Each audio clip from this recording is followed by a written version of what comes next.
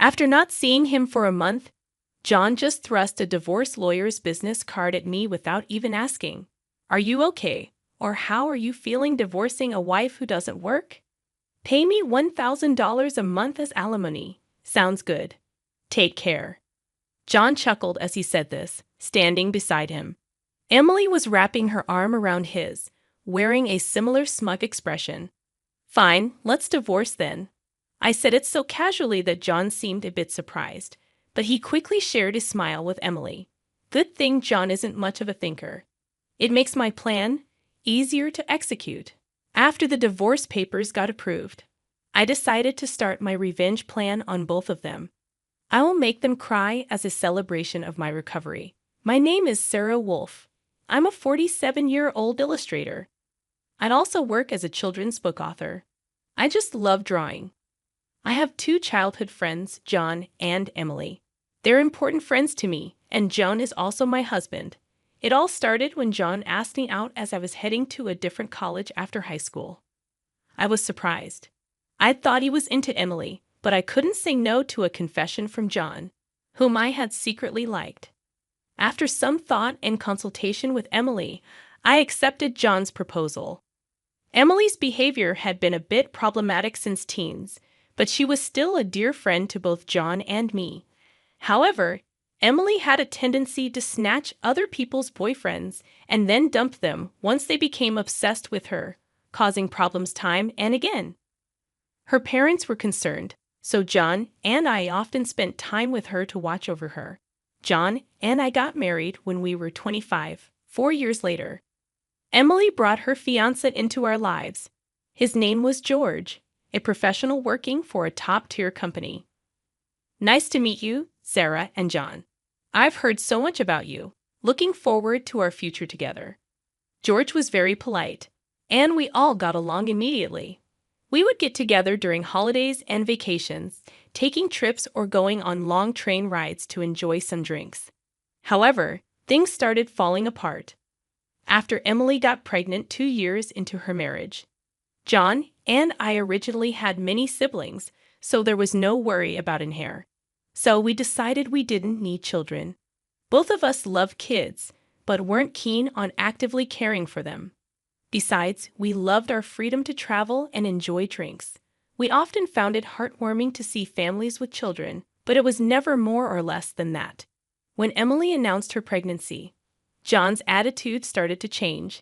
He quit smoking because Emily said she couldn't stand the smell, and even offered to drive her to doctor's appointments using his vacation days. I warned him, "George might get upset if you're always with Emily." But John argued back, "You have work, don't you? She's our childhood friend, and she's reaching out for help. You're heartless." I said, "I've been buying things and helping where I can, but going with her to the obstetrician is crossing the line." When I said that, John frowned, and then he glared at me. "Why?" "Because Emily wants it, right? She says she's anxious about the checkup. I can't just let her go alone if she's anxious. All the more reason for George to go with her, right? If you go with her every time, it's almost like you're the father of the baby in her belly. John, jealous? You're not going to get pregnant anyway, so what's the problem?" He didn't take my concerns seriously, and instead started to snap, saying I was being annoying. We had hardly ever had a fight during our marriage, but things changed when Emily got pregnant. Our arguments increased, and that didn't change even after Emily gave birth. In fact, John started spending even more time with Emily and their child, Emma. But when Emma was 6, an incident occurred. It had to do with the attendees of Emma's graduation ceremonies. The day before the graduation, John suddenly started rummaging through the closet. "John, what are you doing? Have a meeting tomorrow." John's workplace had a casual dress code, but there was a rule to wear a suit during client meetings, so he always kept a few suits ready. But they were all thrown on the bed now. No, just trying to decide what to wear for the graduation ceremony. "What? You're seriously thinking of attending the graduation?" "Yeah, George, can't make it. Emily asked me." "Wait, that's absurd. No matter how you look at it, I inadvertently raised my voice in denial. Immediately, John's face turned sour. I knew he occasionally picked Emma up from kindergarten, and I had done so myself when asked, yet it was nonsensical for a childhood friend who wasn't even a biological parent to attend a graduation ceremony. What? You still doubt me and Emily? I'm disappointed that you can't even help out. That's not the point. Point anyway. I'm attending the graduation tomorrow, so iron a shirt properly. John said that and abruptly ended the conversation, leaving me behind and going to the bedroom. I had no choice but to call Emily. Hello, Emily. About tomorrow. Sorry about tomorrow. I'm borrowing John.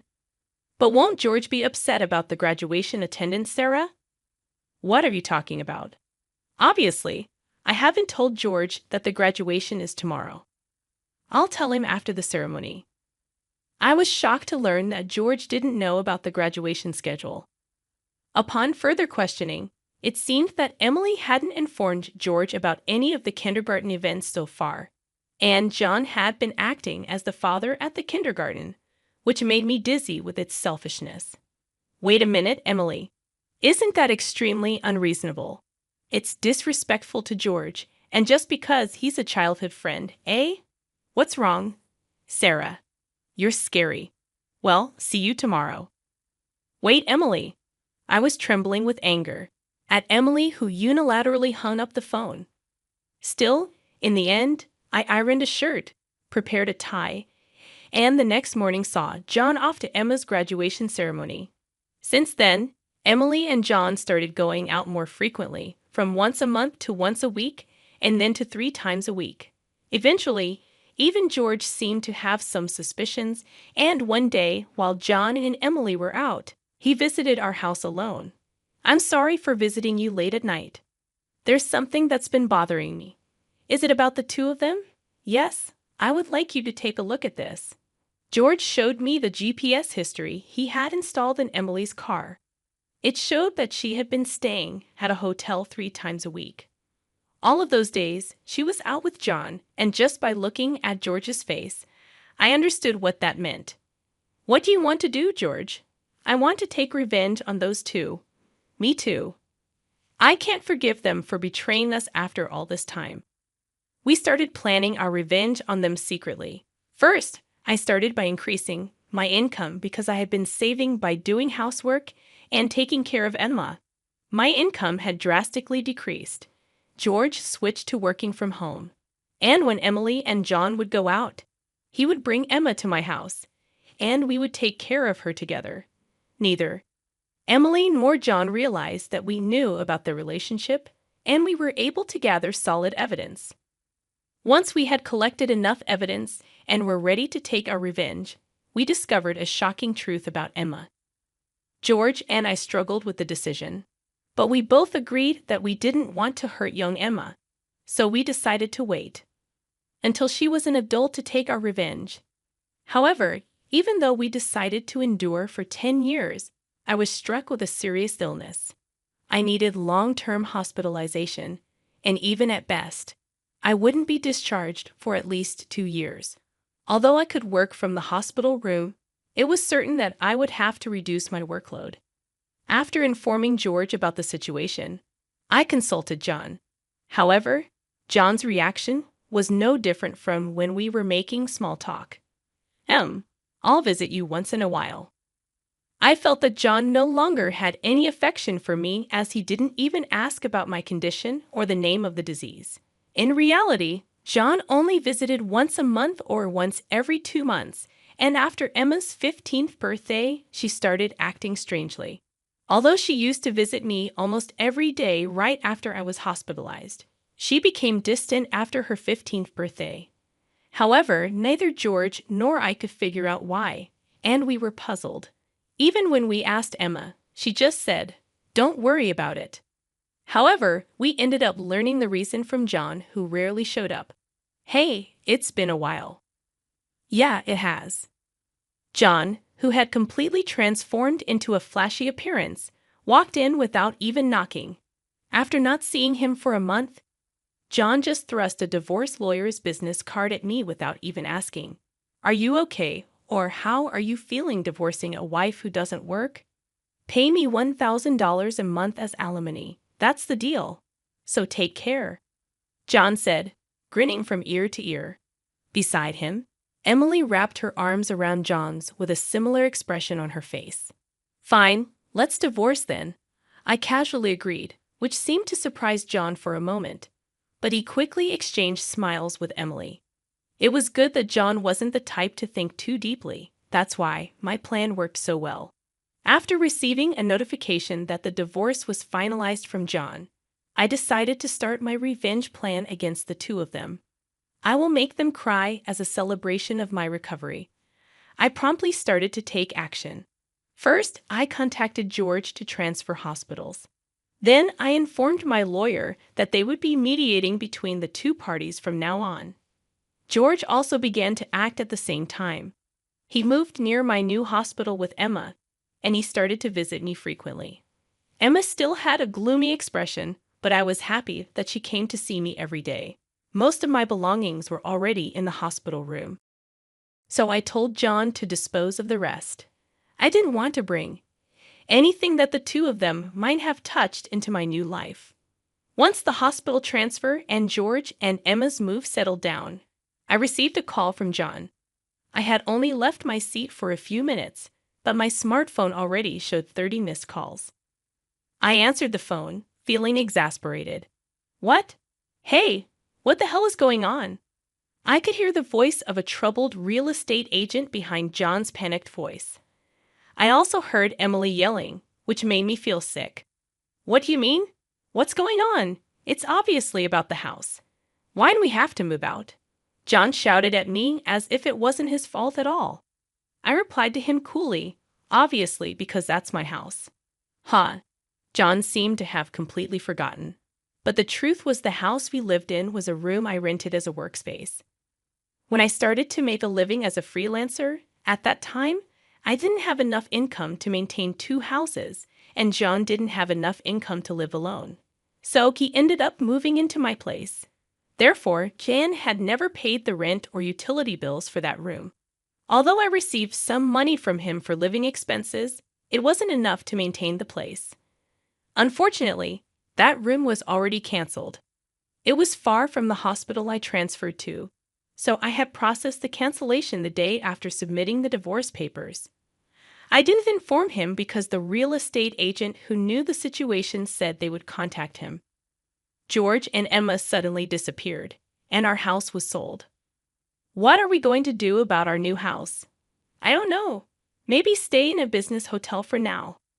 As I turned on the speaker and started working, John yelled in frustration, "Don't screw with me." However, he seemed to remember something and started speaking in a more soothing tone. Well, whatever. When will you transfer the money? We're running low on cash. What are you talking about? Huh? Don't mess around. I told you to pay $1,000, didn't I? Oh, I don't recall agreeing to that. My nonchalant response was met with incoherent screaming from John on the other end of the phone. Apparently, he thought he could get money from me and had been squandering it. Even if he had $1,000 left, how did he plan to get by for the rest of the month? Hey, don't just stay silent. Say something. There's really nothing to talk about. My retort left John momentarily dumbfounded, but he soon started yelling again, growing increasingly annoyed. I addressed John in as cheerful a tone as I could muster. Anyway, we're basically strangers now, so please don't contact me anymore. You'll hear from my lawyer. Huh? Lawyer? Hey, wait a minute. I hung up without listening to John's response. He tried calling back several times, but I ignored it, and eventually the calls stopped. However, angry that I didn't answer, John started ignoring calls from my lawyer. He certainly had a childish side, but I never imagined he'd be the kind of person who didn't mind causing trouble for others. I sighed deeply at John's selfishness. A few months later, after a temporary discharge from the hospital, I visited John's parents' house. In front of me were John and Emily, both looking small and trembling. You telling my parents is a low blow. Oh, I just reported that we got divorced. Jan glared at me in response to my answer, but he shrank back under his father's stern gaze. Actually, I had a great relationship with my in-laws, even visiting and dining with them when John wasn't around. Despite being so well loved, I felt it was wrong not to share the details of our divorce. So I went to visit them. Is it true that you're remarrying Emily? Yes, it's true. True. Emily, Emma, and are going to start over as a family. What are you talking about? Your only family is Sarah. She's not my family anymore. John's words made his father frown with a look that seemed to say, "Give me a break." John shook his head a few times, then handed me a piece of paper. It was a bill from a nearby luxury hotel. What's this? It's the bill from the hotel we stayed at. John, acting as if it was obvious, pointed at the bill on the table, then suddenly collapsed. Oh, what the heck, Mom? I didn't raise you to be like this. My mother-in-law, gasping for breath, was met with a look of disbelief from John. Next to him, Emily wore the same expression. Why are you so angry? It's just that the family is changing because I'm getting married. Plus, you'll have a grandchild, a blood-related one at that. Aren't you happy? You two didn't. My mother-in-law, looking as if she couldn't believe what she was seeing, glanced at Emily, then turned her gaze to me. Both my in-laws understood that I didn't want children and still treated me as their own daughter. Of course, they treated Emily, my childhood friend, similarly. But there was always a boundary between a daughter-in-law and a friend. I remembered Emily often complaining about that. So I was certain my mother-in-law wouldn't be happy about this situation, and Emily should have known it too. You dote on Emma, right? It'll be your grandchild, so you'll be happy, right? It's because she's a child I've known since she was little. Oh, but half of her blood is from John, right? Even after all this, Emily, showing no sign of remorse and acting as if she couldn't understand the problem, gave me goosebumps. At that moment, someone who had been silent until now spoke up. Enough already. It's disgusting, huh? Emma, who had been playing with her smartphone in the corner of the room, spoke to Emily without looking up. The room fell into a stunned silence. My dad is the only one I consider my father, whether we're related by blood or not. He's the only one. But you know, John has always been the one to attend your school events. I heard everything from Dad, how he was always informed of the event dates after they were over, how eventually even the events themselves were kept from him. But Dad always said I was his daughter, so I am his daughter, and I will never be yours. Emma glared at Emily as she said this. Then, sitting beside me, she switched to a more concerned tone. You know, when I found out about this, I thought you would hate me. But Dad said that wasn't the case, so I came here today. Emma, I love you so much. You were so kind to visit me every day while I was in the hospital. I was really happy, Sarah. Emma, perhaps relieved of her anxiety, teared up and hugged me tightly. It might indeed be a child resulting from an affair between John and Emily. Yet it's a child I've taken care of for 15 years. There's no way I don't have affection for her. Speaking of which, Emily, weren't you curious why I wasn't surprised when I found out Emma is John's daughter? Ah! Emily looked startled. Before she could speak, a new person entered the room. We knew from the start, 10 years ago actually. George suddenly appeared. Understandably so, as she had recently unilaterally demanded a divorce, citing irreconcilable differences. I was shocked when you mentioned divorce. Oh, and, unfortunately, you're not divorced yet. The divorce papers are still here. Didn't you notice? What? I figured it wasn't in Emily and John's nature to confirm things. But I couldn't help but be stunned that Emily, despite the 100-day waiting period for women to remarry, hadn't noticed for months. So, Emily is still my wife, and Emma is still my daughter. Well, since there won't be a wife, though. Wait, what do you mean? A 15-year-old can choose their parent. That's not true. Emma wants to be with Mom, right? Emily said that and looked at Emma. Emma frowned at Emily and held my hand. Emily was speechless at that and glared at me. Then John suddenly burst into laughter. So that's what it is. You two are together, huh? But too bad. Isn't it impossible to live on George's salary alone? Can you stop making weird assumptions? Also, it seems George earns double the amount you think. Emily knows about it, huh? It's probably a bluff. A lol. Besides, it's impossible for you to work while dealing with your illness. You'll just die miserably somewhere. This time, I laughed at John's huge misunderstanding. John, seeing me suddenly start laughing, was getting frustrated. You didn't know about my income, did you, huh? It's probably just a bit more than a part-time job. No, it's different. My annual income is $500,000, huh? John's eyes and mouth were wide open in shock. Emily was also stunned. In fact, over the past 10 years, I had become a popular children's book author, and my income had skyrocketed from essays, interviews, and the like. Moreover, a film adaptation is planned soon, so my income is skyrocketing. Liar. Oh, do you want to see this? I said that and showed Emily my bank account screen. It clearly showed a large amount of money being deposited every month. Emily was at a loss for words when she saw it. Sarah, let's make up, huh? What are you saying? Emily was furious at John's words. Blinded by the money, I watched them blankly and then opened my mouth. Well, if you want to get married, feel free. Oh, and I'll definitely take the compensation for damages, Sarah. Wait, Sarah. Ignoring John's words, I took Emma's hand, and after saying goodbye to my in-laws, I left their house. John originally worked at my father-in-law's company, but it was revealed that he was lying about going out for sales, and he was fired. My father-in-law planned to forcibly put him on a friend's fishing boat and work him to the bone. Working on a fishing boat was tough for an indoor-loving John, and he contacted me several times. But each time, I notified my father-in-law, and eventually, the calls stopped. Emily lost custody to George and got divorced. She seemed uninterested in John, who couldn't afford luxuries and didn't seem to chase after him.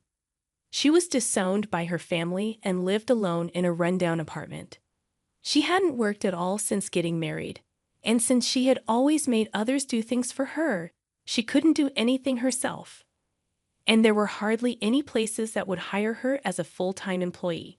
Still, she had to pay for her living expenses and child support, so she worked multiple part-time jobs and barely made ends meet.